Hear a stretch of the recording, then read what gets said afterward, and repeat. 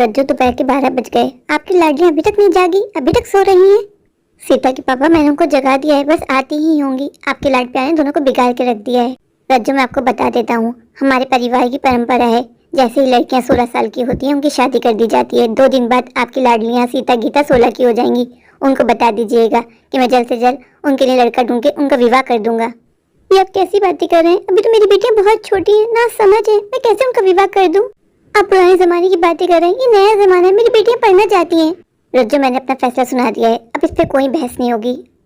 रज्जू, आपकी दोनों लाडलियों ने बहुत मनमानी कर ली है, बहुत अपने चला लिए। अब उनको बता दिएगा कि उनके पापा ने फैसला कर लिया है। मैंने 2-3 जगह उनके रिश्तों की बात चलाई है, जैसे मुझे अच्छा लड़का मिलेगा मैं उनका विवाह कर दूंगा। ये आप कैसी बातें कर रहे हैं? क्यों नहीं समझते हैं? वो लोग नई शादियां करना चाहती, वो लोग पढ़ना चाहती है।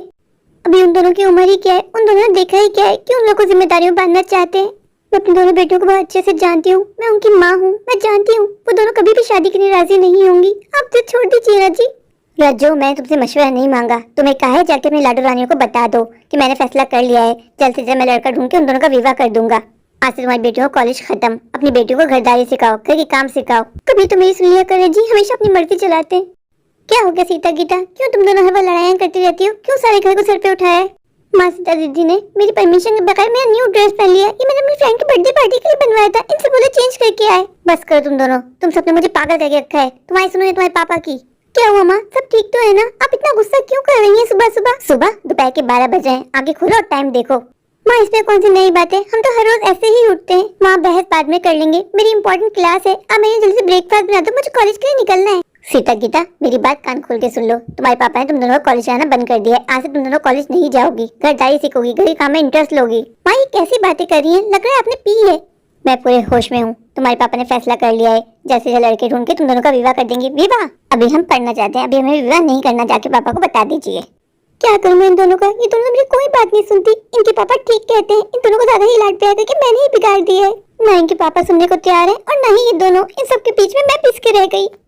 अभी तो मेरे दिल के टुकड़े बहुत छोटे हैं, मैं कैसे इन दोनों को किसी और के हाथ सौंप दूं? इनके पापा क्यों नहीं समझते? होगी परिवार की परंपरा कि 16 की होती लड़कियों की शादी कर दी जाती है, पर मेरी बच्चे नई जनरेशन की है। मेरी बच्चियां पढ़ना चाहती है, कुछ करना चाहती है, पर मैं इनको कैसे समझाऊं? ये तो मेरी बात ही नहीं सुन रहे, मुझे ही डांट के चुप करवा दिया। मैं जब 13 साल की हुई थी, मेरे मम्मी पापा ने मेरी भी शादी करवा दी थी। मुझे इन पर गवार छोड़ दिया। मेरा बहुत मन था कि मैं भी स्कूल जाऊं और बच्चों की तरह पढूं, पर वो दौर अलग था। तभी मैंने कसम खाई थी कि जब भी मेरी बेटियां होंगी मैं उनको पढ़ाऊंगी और शादी मेरी बच्चियों की पसंद से ही होगी। पर इनके पापा को कौन समझाए? एक माँ कितनी मजबूर होती है अपने पति के हाथों, अपनी बेटियों के हाथों। लड़की की तो कभी अपनी मर्जी नहीं चलती, पहले माँ बाप की सुनती है, फिर भाइयों की सुनती है, फिर पति की सुनती है, फिर बच्चों की। यही जिंदगी रह गई है औरत की, पूरी जिंदगी बस सुनना सुनना। सीता, गीता कहाँ रह गई है? तुम लोगों ने वक्त देखा है? 2 बज रहे हैं, अभी तक तुम दोनों का नाश्ता भी नहीं हुआ। माँ, आपने कॉलेज जाने को मना कर दिया ना, तो गीता गुस्सा करके सो गई। सीता, जाके गीता को जगाओ, तुम्हारे पापा आएंगे फिर मुझ पे गुस्सा करेंगे। माँ, मैं नहीं जा रही। अब जानती हूँ गीता को, जब वो गुस्सा करती है तो उल्टा सीधा बोलती है, फिर मैं भी उल्टा सीधा बोलूंगी, फिर हमें लड़ाई हो जाएगी। आप जाओ, खुद जाके गीता को जगाओ। तुम दोनों ने मेरी जिंदगी हेल बना के रख दी है, यहाँ तुम्हारी सुनो और वहाँ तुम्हारे पापा की। माँ, पापा को बता देगा अभी हमें शादी नहीं करनी, हम दोनों पढ़ना चाहती हैं। माँ, मैं तो डॉक्टर बनूंगी, मैं आपको पहले ही बता देती हूँ। माँ, पापा को समझा देगा कि हम दोनों शादी की बात ना करें, अभी हम दोनों में तो कोई भी शादी नहीं करना चाहता। तुम दोनों अपने पापा को अच्छे से जानती हो, तुम्हारे पापा से फैसला सुनाना जानते हैं। वो बैठ के डिस्कशन नहीं करते कि मैं उनको समझाऊं, मेरी बात समझ जाए। समझ में आई? जो कहना खुद अपने पापा से कहना। माँ, आप जानती हैं अगर हम पापा से बात करेंगे तो पापा को लगेगा हम पापा से बदतमीजी कर रहे हैं, इसलिए हमने आपसे कहा है कि आप पापा को बता दीजिए, हमें अभी शादी नहीं करनी। माँ, अभी हमारी उम्र ही क्या है, हम पढ़ना चाहते हैं। माँ, पर तुम्हारे पापा नहीं चाहते कि तुम दोनों आगे पढ़ो। माँ, पापा के चाहने ना चाहने से क्या होता है? ये हमारी लाइफ है, इसमें हमारी मर्जी चलेगी, पापा की नहीं। सीता, मेरे सामने जुबान चलाने का कोई फायदा नहीं है। जब तुम्हारे पापा तुमसे पूछे तो खुद उनको अपना जवाब बता देना। माँ, आपने लाइट क्यों ऑन कर दी? मेरी नींद टूट गई ना, ये कोई टाइम है सोने का? माँ, आप जानती तो हो कि मैं सुबह देर से सोती हूँ, इसलिए मेरी नींद पूरी नहीं हुई। जब आपने मुझे कॉलेज जाने का मना कर दिया तो मैं सो ही जाऊँ, अपनी नींद ही पूरी कर लूँ। गीता, नीचे आओ और खाने में मेरा हाथ बटाओ। पूरी रात दोनों बहनें जाके फिल्में और ड्रामे देखती हैं, फिर सुबह देर से उठती हैं। तुम दोनों की वजह से तुम्हारे पापा से मुझे सुनने को मिलती है। माँ, मुझे तो आज तक समझ में नहीं आया कि हम घर में रहते हैं जेल खाने में।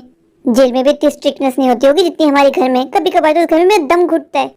ठीक है ना गीता, इस घर में तुम्हारा दम घुटता है। तुम्हारे पापा तुम्हारा विवाह करवा ही रहे, जाओ अपने नए घर, संभालो अपने ससुराल को, जान छूटेगी इस घर से। माँ, आपको क्या लगता है कि पापा जबरदस्ती हम दोनों पे अपना फैसला थोपेंगे और हम विवाह कर लेंगे? हम नई जनरेशन की लड़के हैं, हम विवाह तो किसी कीमत पे भी नहीं करेंगे, फिर चाहे हमें पापा के अगेंस्ट ही क्यों ना जाना पड़े।